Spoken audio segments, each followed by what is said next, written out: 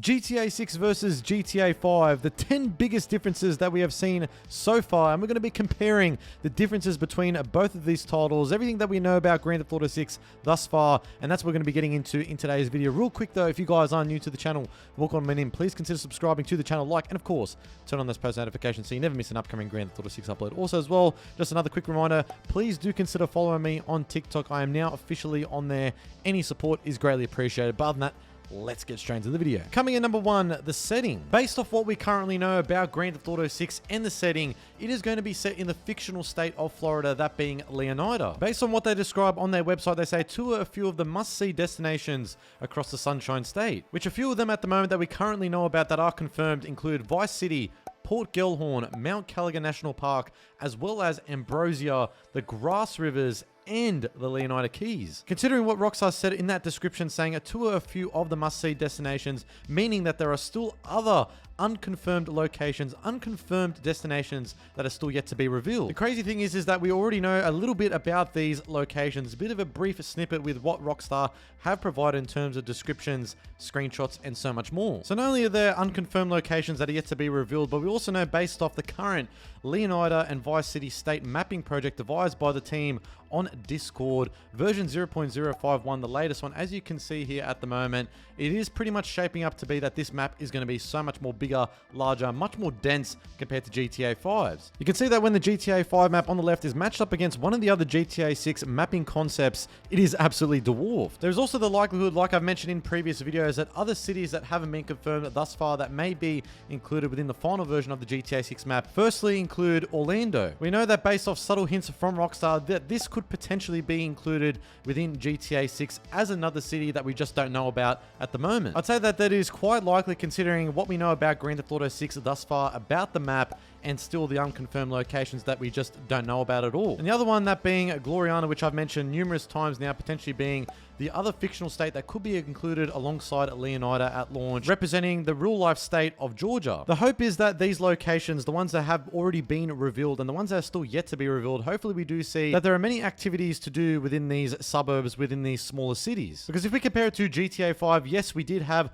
Los Santos as a central part of the map of GTA 5, where you were situated pretty much majority of the time within this location. But then when you would venture up north up to Sandy Shores, there wasn't really much to do there other than, of course, doing the missions with Trevor at the time, free roaming around this area, and other than that, not really doing too much. We also had Paleto Bay, which was a small little suburb where you could go to ammunition, get a haircut, go to the clothing store, but that's pretty much about it. It seemed relatively, for the most part, really quiet. And there are so many other locations on the GTA 5 map that really felt like it was quite lifeless, and you couldn't really do much within these locations other than just free roaming, driving, walking around, not really doing too much, or just picking off people and just causing chaos and getting the police on you. So that was one thing within GTA 5 that I personally disliked. I know a lot of other people didn't like as well, the fact that you were situated for the most part within Los Santos. So hopefully within GTA 6, with these new locations and the ones that are yet to be revealed, hopefully we do see some more variety within these areas and just more things to do in general, whether it's activities, pastimes,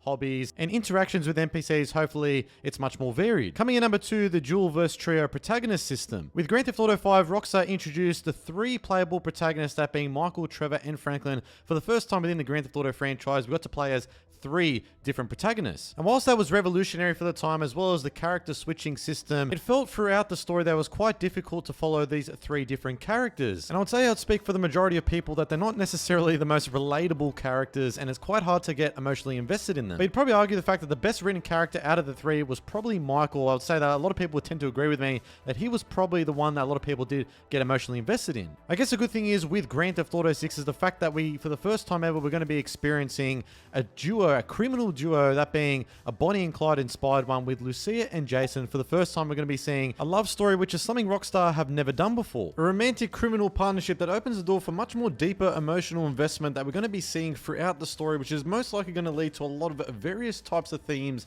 such as tension, betrayal, potentially loyalty arcs. Having two characters versus three, in terms of like even gameplay mechanics, such as switching mechanics, which we have seen from the September 2022 leaks, which is likely going to be the case where we're able to switch between Lucia and Jason, which in this case may be more contextual or mission-based, tied to story beats such as heists and even store robberies. Considering what we know about Jason and Lucia so far, they seem to appear to to be on the run. Think of the Hanks of Waffles diner robbery scene from the September 22 leaks, or even what we have seen throughout the trailer at the Uncle Jack's liquor store. So I'd say expect much more of a grounded story this time around with these two protagonists compared to the trio in GTA 5. I'd say this time around, majority of fans would likely want to see much more of a tighter, more emotionally charged storytelling by Rockstar, and seeing this between Lucia and Jason, it seems like that is going to be the case. Coming in number 3, story tone and themes. Adding on to the previous point, if we explore GTA 5 for a moment, it really focused on themes such as fame, money, betrayal, and midlife crises such as Michael, for example, through satire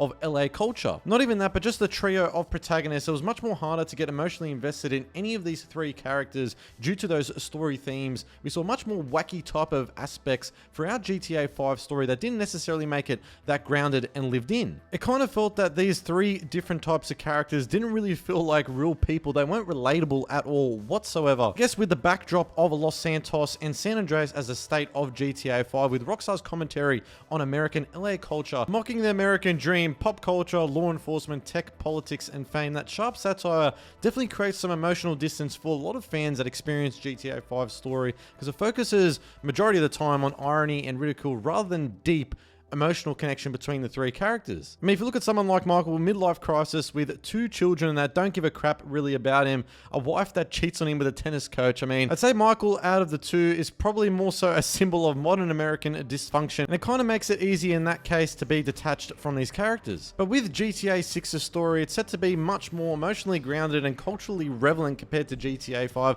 especially with Lucia and Jason at the forefront of it with this Bonnie and Clyde-like duo. Rockstar's focusing on a much more human and personal story that's more emotionally layered and grounded in real life struggles. You think of a lot of people that experience various types of relationships that go through love, heartbreak, heartache, and other numerous emotional aspects that a lot of people tend to go throughout relationships. The relationship and what we have seen throughout the trailers, and as well as the character bios on GTA 6's website with Lucia and Jason, it seems like the relationship is at the forefront and is going to be the driving force throughout this storyline, which is likely going to create stakes, difficult decisions to make when playing as either Lucia and Jason, as well as the growing attachment we're going to see throughout both of these characters, which we've never seen in previous Grand Theft Auto titles. The thing I like most about this duo so far is the fact that not only Rockstar's taking inspiration from the real life Bonnie and Clyde, but the fact that it's giving this partnership type of energy, ride or die vibes such as Bonnie and Clyde, and even, for example, Rockstar's most likely taking inspiration from Too Fast, Too Furious with Paul Walker's character, Brian O'Connor, as well as Eva Mendes' character, Monica Fuentes, which, I mean, when you look at the two, it seems like Rockstar really took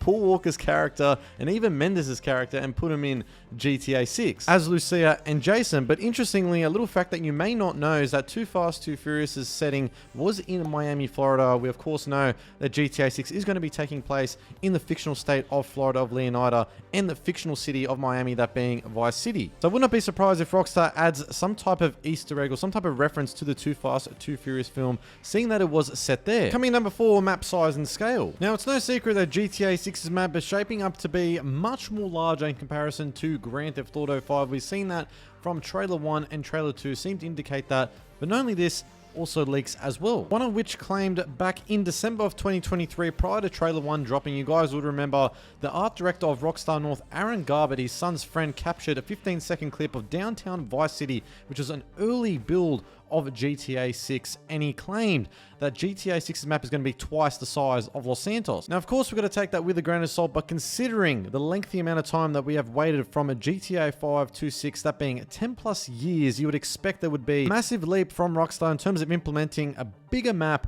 much more seismic, that is much more larger in scope and scale. Now, based off the most recent mapping concept devised by Giannis on the GTA 6 community Discord page, which I mentioned earlier in the video, you can see the difference between GTA 5 and this current GTA 6 mapping concept. It seems like it's going to be so much more bigger. If we look closely at the GTA 5 map, like I mentioned earlier in the video, the problem is with it is that there's only one true city that a lot of people are fixated majority of the time, especially in online, that is in Los Santos. The more further up you go, the more barren, less interesting the map becomes, because there's not really much to do outside of Los Santos. There's not another city that you can really truly dive yourself into and explore, because there's just a lot of wasted space that Rockstar didn't really pack much content spent in these locations such as Sandy Shores, Grapeseed, and the other previous locations that I mentioned, minus Los Santos. Comparing it to GTA 6 so far at the moment, we already know that we got the confirmed location of the Leonida Keys, we got the Grass Rivers, Hamlet, we got Vice City being the main city, as well as Port Gilhorn. Further up from there, we got Ambrosia, another town Rockstar is going to be focusing their attention on with attention to detail, it seems like.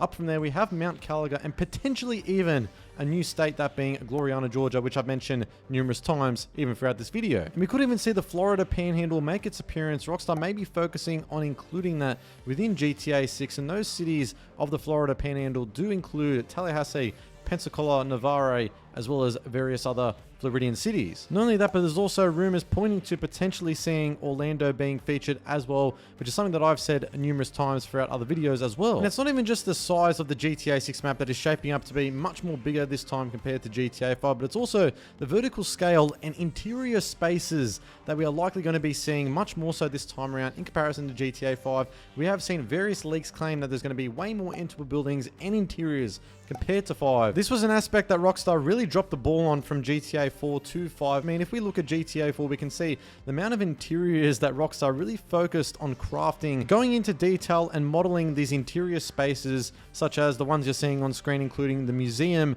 as well as the Grotty dealership, among so many other interior spaces. And to compare it to GTA 5, it's a night and day difference. I mean, there's so many restrictions within that game in terms of interior models, but thankfully, due to the leaks that we have seen out there, as well as even from the official screenshots provided by Rockstar, it really does seem like Rockstar is focusing so much more this time on interior locations within the GTA 6 map in Vice City, among the other locations on the GTA 6 map. This is going to make everything feel so much more alive, immersive, with interactable businesses, clubs, gas stations, apartments, among so many other plethora of interiors that we are going to be seeing within this game, better connecting us to the world of GTA 6. So to summarize this point, based off everything we have seen thus far, gone are the days of empty land within GTA 5. Rockstar is really going to be focusing this time around on much more dense, believable ecosystems of crime, culture, and chaos throughout the cities, as well as even the other locations on the map. Coming in number 5, the total cost. Now, you may or may not know, if you have been keeping up with GTA 6 news, leaks, rumors over the last many years, you would know that the total cost of GTA 6 is around $2 billion. Now, that specific number is unverified. It's not confirmed whatsoever by any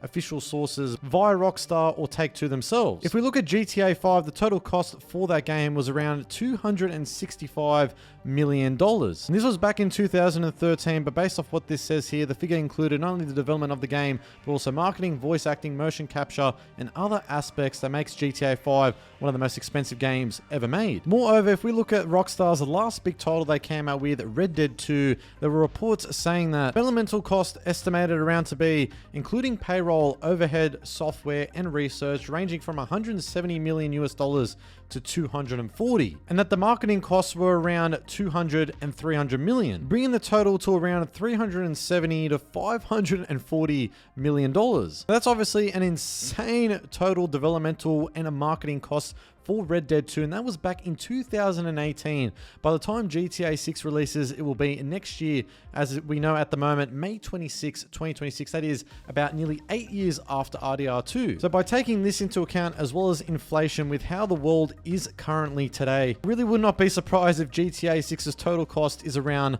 $1 billion. It could even be $2 billion over the course of the lifespan of the game over many, many years. A lot of people out there get it twisted and confused, thinking that the developmental cost is the only thing that goes into a game on the seismic scale of a new GTA title, but there's so many other factors to take into account. And breaking this down from a detailed perspective, if we look at it from a developmental standpoint, we can see that this would be likely allocated to personal costs such as salaries for developers, artists, designers, and other team members, as well as software and tools, so licensing fees for game development software and tools, even licensing music tracks, and along various other types of things in relation to that. Research and development, so exploring new technologies such as Rockstar's advanced game engine, the new iteration of it, likely reportedly going to be Rage 9, as well as infrastructure, costs associated with maintaining development infrastructure, as well as the marketing. A significant portion of the budget will be dedicated to marketing the game to drive buzz and sales. Like the Take-Two, Rockstar's parent company CEO Strauss Zelnick did say they're going to be advertising outdoors, such as promotional campaigns outside, across also as well various media outlets on TV, online, and even on print.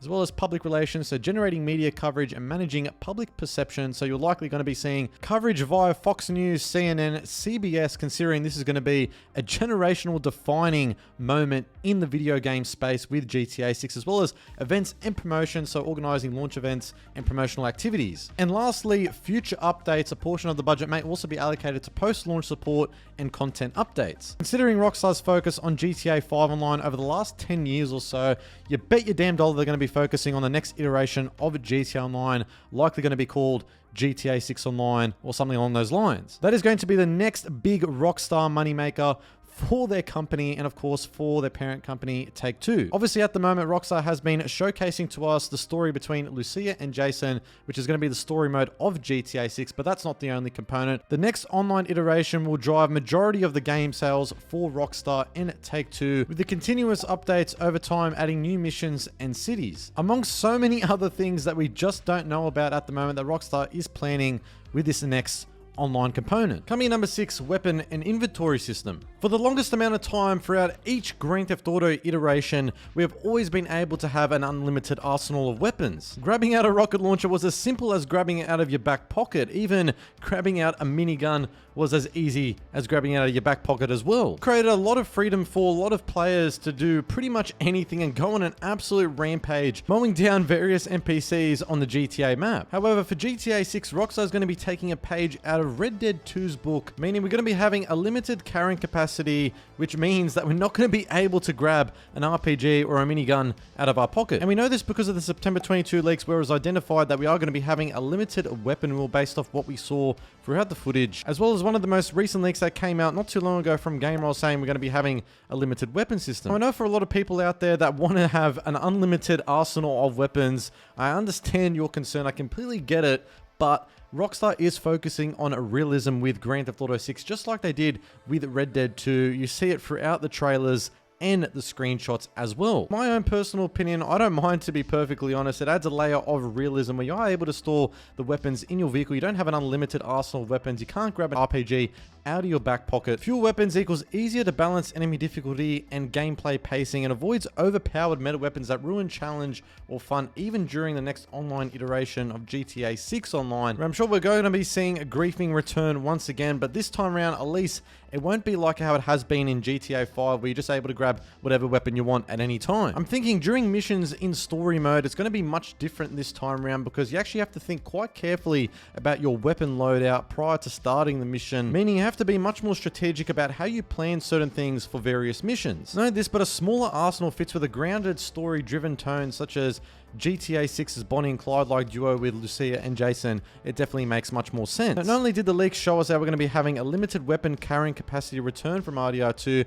but Rockstar have provided in one of their short video snippets of Raul Batista, you do see him carrying a duffel bag, and you see it looks like in the background this could be Lucia and Jason or other NPCs carrying duffel bags. That's confirmation right there that we are going to be seeing a limited arsenal of weapons returning from RDR2, which personally I'm all for it. As much as people are butthurt that they won't be seeing this return from Grand Theft Auto 5, having an unlimited arsenal of weapons at your disposal and going on an absolute rampage down the streets, in this case here in Los Santos, that is a thing of the past. Coming in number 7, law enforcement and police system. One of the most frustrating things about the police system in Grand Theft Auto 5 is how stupid the cops really are. The fact that they just rush in, like in this case here I'm in the convenience store, and they're just brain dead majority of the time. They often spawn instantly near your location. They also unrealistically pop up behind you or ahead, even in remote areas, even out in Sandy Shores. It kind of feels more gamey rather than really immersing you into the world of GTA 5. Also, police pursuits in GTA 5 are exciting, thrilling, especially when you're driving a vehicle going down a highway and the cops are chasing after you. It can still be fun even over a decade later. However, the realistic side of things definitely took a notch down from GTA 4 in my opinion. I think it was quite better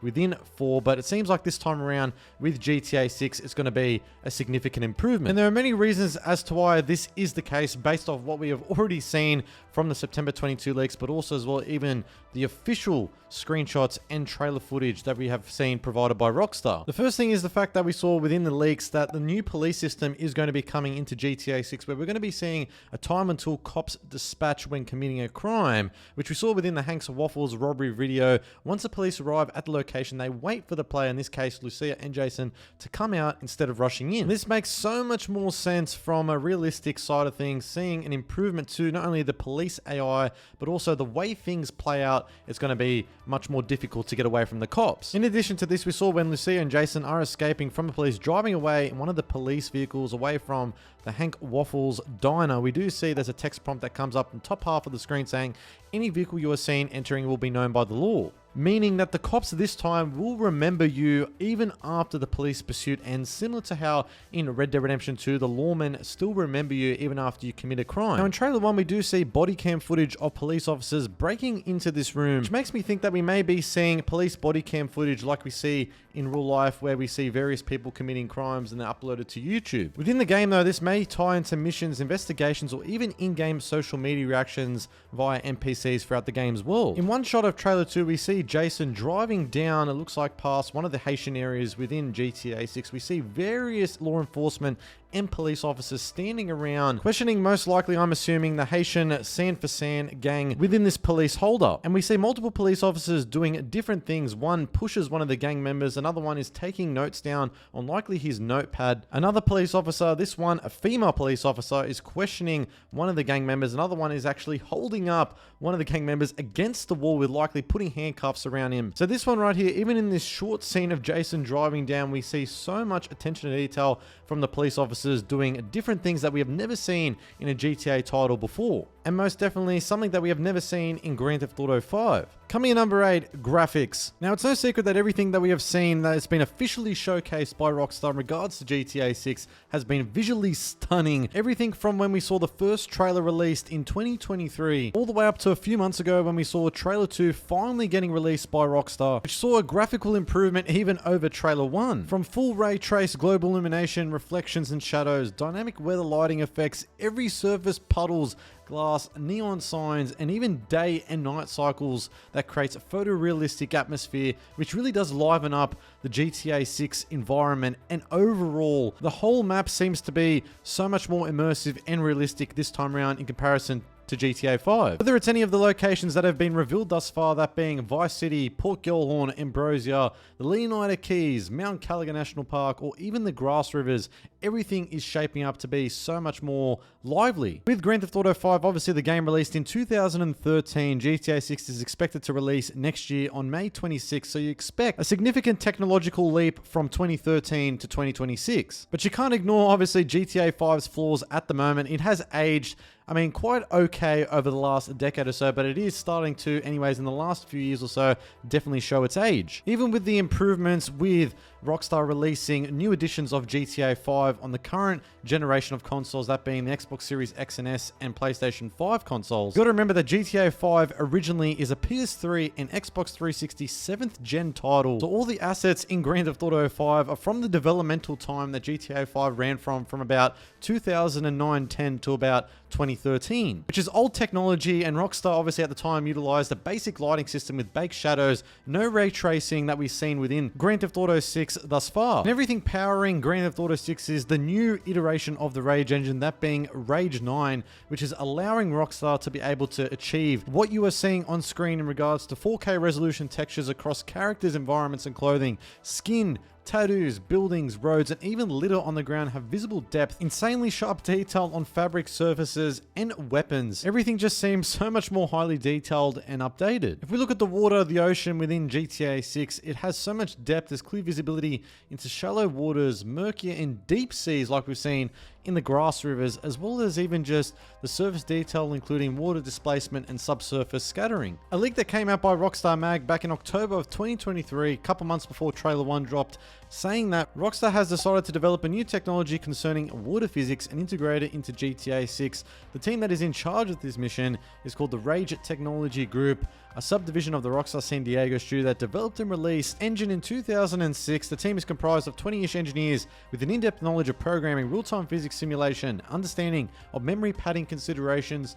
linear algebra, trigonometry, matrix, and quaternion mathematics. If this is believed to be true, then that is absolutely insane. I mean, what we have seen officially from Rockstar in regards to the ocean, so much more realistic this time around, and if one part of the studio is working just on the ocean, and the water physics within GTA 6, then that is absolutely crazy. I mean, you can't even see the diverse and active marine ecosystem based on this one shot within trailer 1, the real-time wave and tide changes. What about the white foam buildup of the waves crashing down, the dolphins moving, the speedboat moving by? It looks crazy realistic like you would see in real life. Even the underwater environments based off this one screenshot of the Leonida Keys is featuring better flora, fauna, and lighting for underwater exploration when partaking in likely scuba diving as a potential recreational activity that we are able to participate in. Comparing this to Grand Theft Auto 5, I mean, it's just a night and day difference based off what we have seen thus far. So it's most definitely a technological leap from 5 to 6 in terms of the overall graphics, and this is only just a taste of what we have seen thus far with 2 trailers,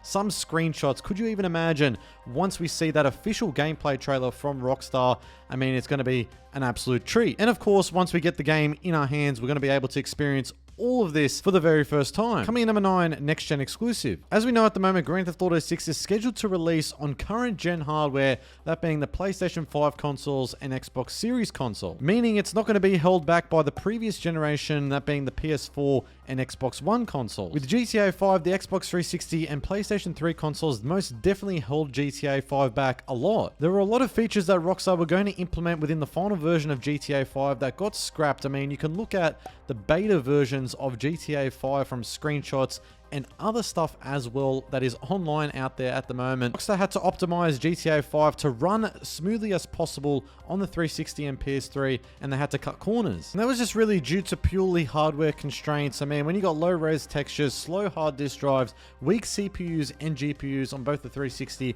and PS3, you could see how much they got held back. Whereas with GTA 6 built exclusively from the ground up on the PS5 and Series consoles, having access to ultra-fast solid-state drives, 16 gigabytes of RAM, real-time ray tracing, modern multi-core CPUs, and huge GPUs. No old-gen anchor, no tech bottlenecks, just full creative freedom on cutting-edge hardware, especially combined with the reported budget of $1 to $2 billion that Take-Two Interactive, Rockstar's parent company, is allocating for GTA 6, and the world-class talent that Rockstar's got over there, finally unleashing the ultimate GTA experience. With all these technological improvements and advancements being brought to the Xbox Series and PS5 consoles, we are truly going to be seeing a lifelike GTA experience. Coming in number 10, first female protagonist. Now, I'll specify and say this is the first time we are going to be seeing in the Grand Theft Auto franchise that we are going to be playing as the first non-optional female lead protagonist. As in Grand Theft Auto 1 and 2, you're able to select a female lead protagonist to play as, but that was a top-down GTA. This time, we're truly going to be experiencing a character, that being Lucia, for the first time within the GTA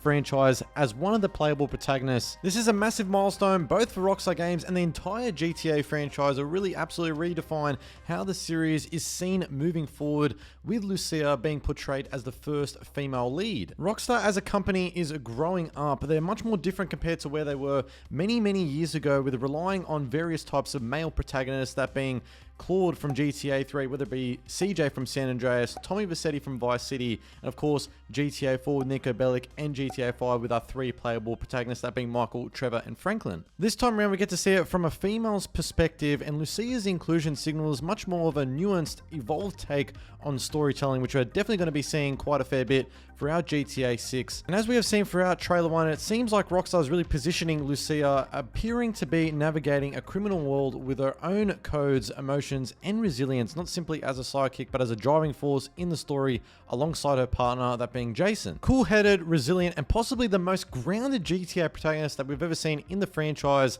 that Rockstar has introduced. Now, whilst it is awesome to see this time around Rockstar focusing on introducing a female lead protagonist on this scale, it is a bold move for Rockstar, considering they have been really focusing on male protagonists in the past. They know that their core audience, that being us, is used to male-led crime stories with the previous GTA protagonists that I've mentioned, which is why it's such a bold and defining move in this next iteration of the GTA series. And if Rockstar really do pull it off with this story, and all signs point to it being yes in this scenario, considering what we have officially seen thus far with Trailer 1, 2, and the screenshots, as well as Lucia's character bio, it seems like she could become one of the most iconic protagonists in gaming history, and most likely her voice actress and likeness, that being Maniel Perez, which is likely her that is going to be portraying Lucia, is likely going to become a fan favorite and is definitely going to go down in history as one of, if not potentially, the best protagonist that we have ever seen within the GTA series. Not only this, due to Lucia's presence and Maniel Perez's likely role as playing as her, will bring in new players, including female gamers and fans that haven't been connected with GTA before. It is truly a turning point for the series, and personally for me, I know a lot of people out there were quite disappointed and underwhelmed when they heard that a female lead protagonist was coming to the GTA franchise and to GTA 6 for the very first time back in 2021. When we did hear it, that was the leak by Tom Henderson. A lot of people did say, oh, this is going to be woke now, GTA 6 is going to be woke just because a female lead protagonist is coming into the series. But when we did see the September 22 leaked footage come out and we saw Lucia for the very first time, it seemed like everyone's opinion did change quite drastically about this. The way Rockstar have presented her thus far officially, it seems like she's not only just going to be a badass, but she seems like she's going to be a really intriguing first female lead protagonist, and possibly the most grounded GTA protagonist Rockstar's ever introduced in the franchise. But anyways, guys, those were the 10 biggest differences between GTA 6 and GTA 5 so far. Now I'm going to pass it over to you down in that comment section below. What do you make of everything we discussed within today's video? How hyped are you for GTA 6? And do you think it is going to surpass Grand Theft Auto 5? I'd love to hear from you guys. But if you went to enjoy this video and found any informative value, please consider subscribing to the channel, like, and of course, turn on those post notifications so you don't miss an upcoming GTA 6 upload. Stay safe, have a great day, and I am out.